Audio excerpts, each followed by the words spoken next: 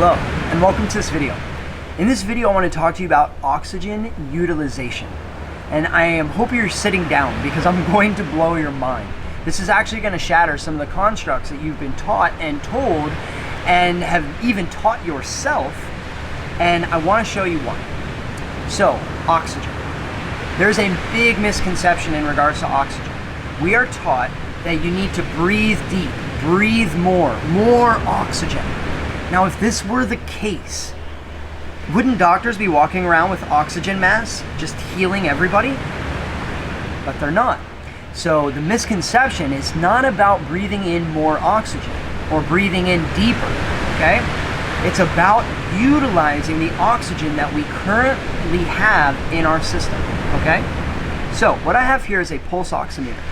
And this pulseoxymeter is showing the oxygen saturation level in my bloodstream. Okay, so right now I'm at 97%, and it'll bounce between 97 and 98, and that is going to be standard across the board for everyone, unless you're dealing with COPD, which is you actually have less oxygen. I won't go into those details right now, but mostly for everyone, you're going to be at about 98 to 99% oxygen saturation level. So what this means is you don't need more oxygen. This here in itself is showing that you do not need to breathe deep or breathe more, okay? Now, the secret here is actually breathing less, or momentary points where you're not breathing at all, okay? But this needs to be done under conscious control and awareness. So, what is oxygen utilization? Okay, we are fully saturated with oxygen in our bloodstream right now, so we don't need more oxygen. We need to utilize that oxygen in our body. So what happens is when you breathe in oxygen, and it binds to a red blood cell from hemoglobin. Hemoglobin is like the glue inside of the red blood cell that holds the oxygen to the red blood cell. The red blood cell goes into circulation, moves around the body, and that's how we carry oxygen around the body. Now, this is generally where the information and knowledge stops for most people. We just think, oh great, we breathe in, attaches to a red blood cell, moves into circulation, and we're good. But that's not necessarily true. Now, what happens next is the most important part in this process. So, the hemoglobin grabs the oxygen and it moves into circulation. Now, we need a magical molecule to come into place to release that oxygen from the red blood cell, to let go, the hemoglobin to let go of the oxygen. This is carbon dioxide, okay, CO2. So when you breathe in oxygen. When you breathe out carbon dioxide, CO2, okay? Now, we're generally taught that CO2 is a waste product, and it's actually dangerous.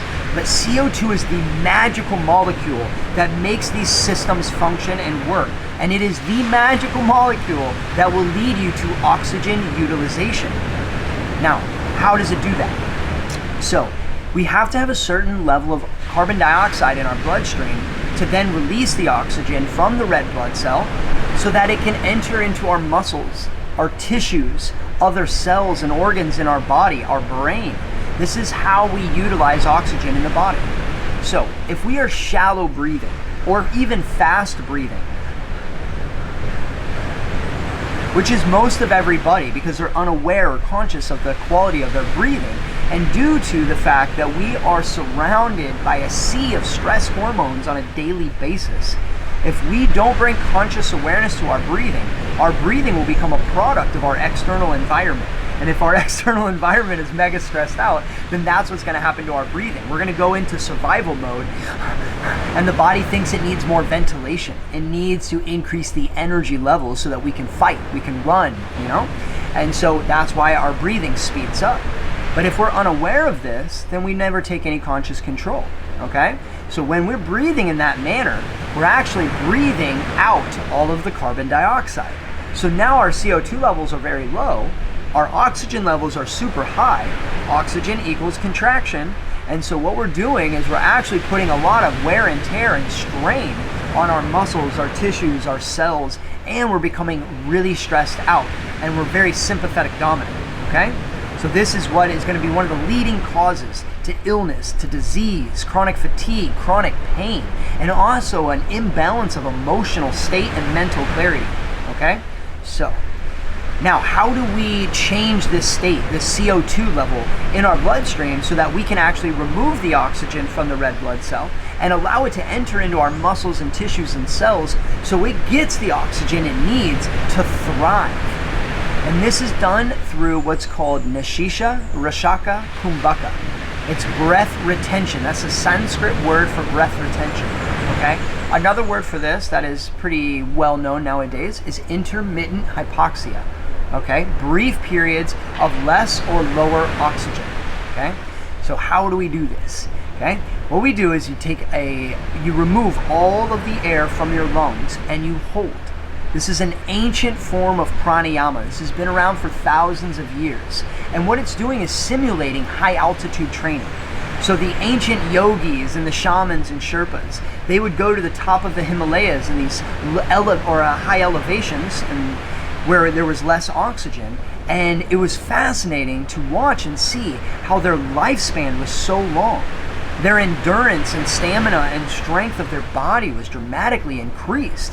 Their health was dramatically increased, and any fatigues or illnesses or sickness was diminished almost immediately. And so this brought up a lot of interest, and now modern day science is following why it is that this happens. And it's because of these brief periods of less oxygen where the CO2 is rising. And this rising of CO2 is the magical ingredient for you to have oxygen utilization, okay?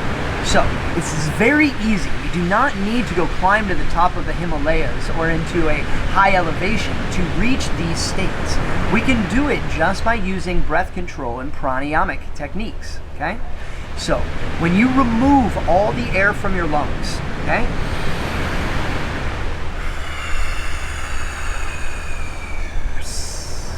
And you hold. What's gonna happen is you're gonna watch. It'll take a little bit of time for this pulseoxymeter to gauge it, but the oxygen levels are going to lower. And then you're gonna start to see a buildup in CO2 levels, okay? Now we're not gauging the CO2 here, but when you'll see that my oxygen levels lower, when that happens, then my CO2 builds up. You're gonna feel this rush and surge of sensation around your body. This is your blood vessels and capillaries dilating, and you actually moving more of this electrical current around your body, okay? You're expanding that field. This is really, really powerful. So it's really simple, but I wanna show you how it actually works, okay? So what I'm gonna do is spend just a few moments coming back to a normal breathing. I'm talking in front of a camera, so I'm breathing a lot. I wanna become a little bit relaxed.